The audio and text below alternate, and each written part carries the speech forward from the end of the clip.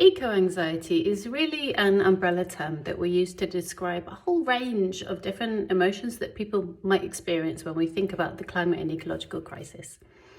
So if we think of a room full of children and young people in a class, one really common response is actually anger and frustration at the adults, so teachers, parents, government, at the people in power for not doing enough to safeguard their futures.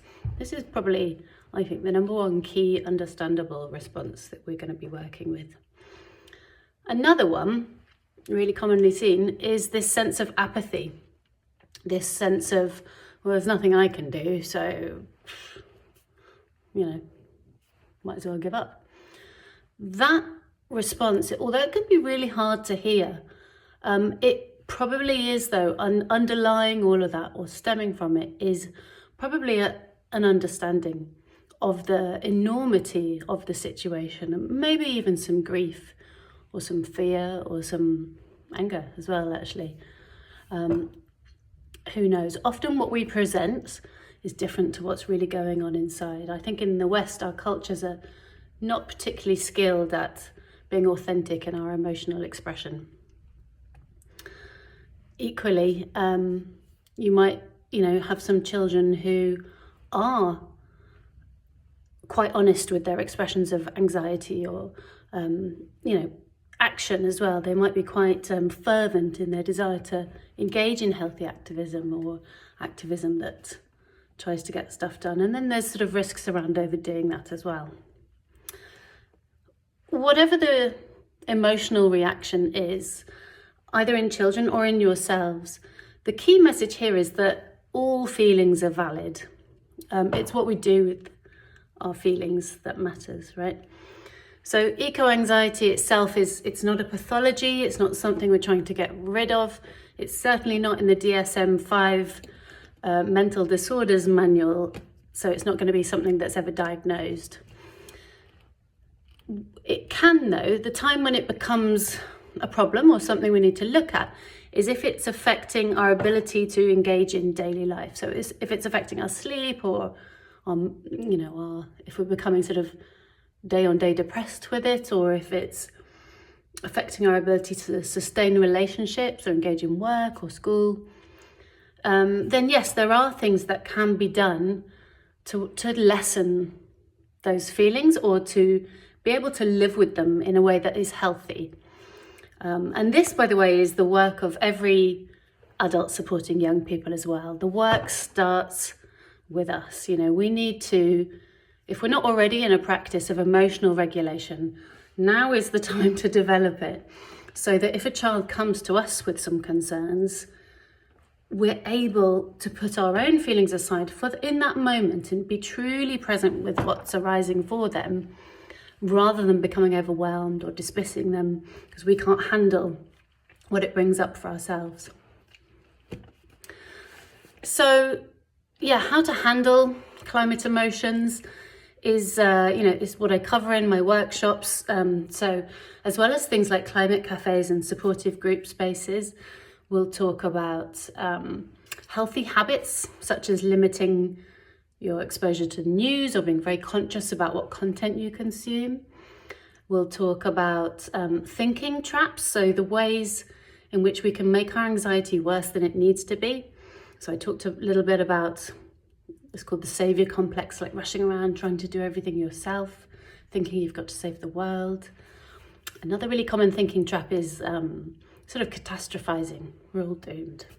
It's not true, and it's not helpful in terms of actually addressing climate and ecological crisis, and it's always going to make us feel a lot worse than we need to. In addition to all of those sort of quite climate specific things, again, the tools of using techniques to soothe, ground and calm down our nervous systems are going to be really important, especially when we're thinking about climate anxiety.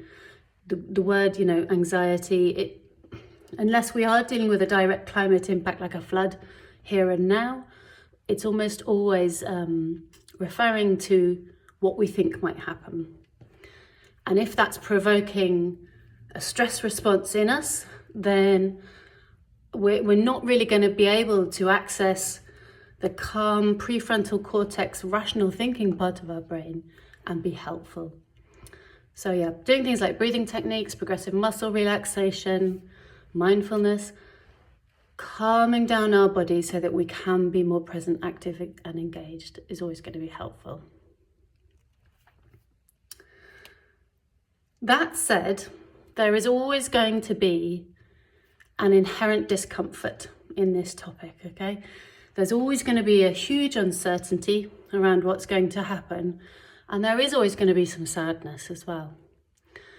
And in some ways, a big part of eco-anxiety, eco-emotions, is learning to sit with that and to be okay with it and to stop clinging to this illusion of control and I have to have everything go exactly how I want it.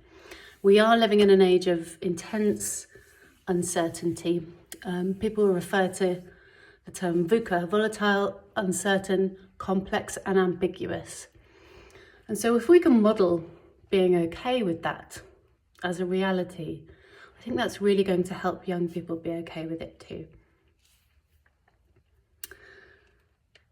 So I want to kind of finish just thinking about how the global citizenship pathway can support our young people's responses to this. Some of you might I hope you have heard of the fight, flight or freeze response. So when our bodies, our nervous systems perceive that we are under attack or under threat, our bodies try and help us to prepare. So, the classic, actually I'm wearing a leopard. Classic example is when you've got a tiger or a leopard running at you, it's helpful for our bodies to respond with this dump of adrenaline and cortisol, raising our heart rate, getting our muscles ready to either fight the threat or run away. And if we can't do either of those things, we freeze. So for the climate and ecological crisis, our brains are going to be perceiving a valid, real threat. And I would argue, although being in a hyper-aroused state is not helpful, being aware and taking action, a form of active fighting, that is helpful and that is healthy.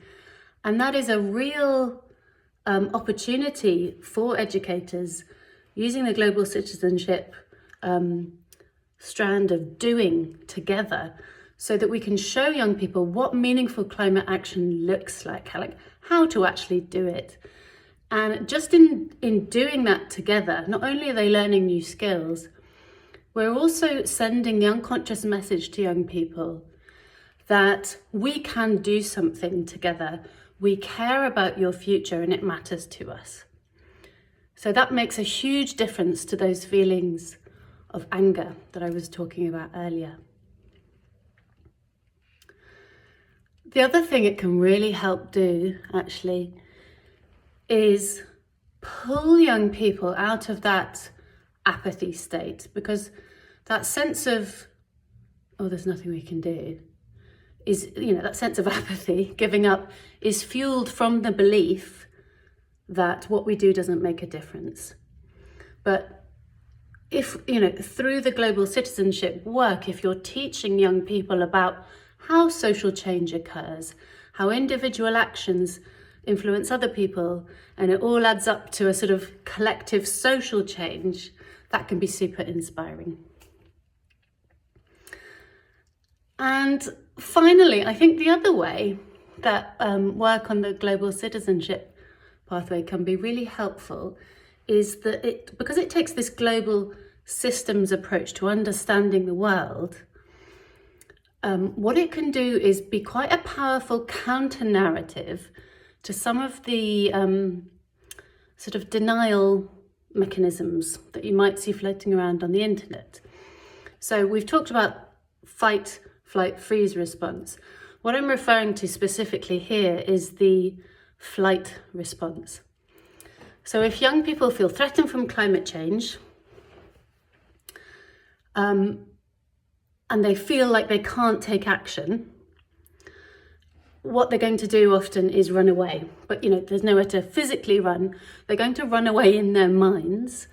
And these denial narratives online, such as climate change is a hoax, they offer very soothing psychological refuge places.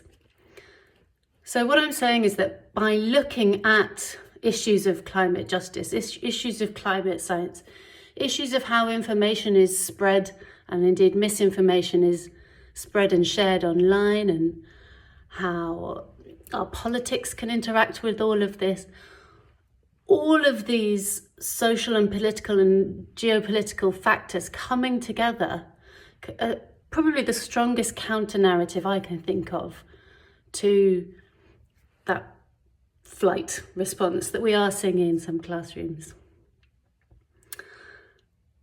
Do reach out if you'd like to learn more, or have a look at my website, Climate Ed Psych. But good luck.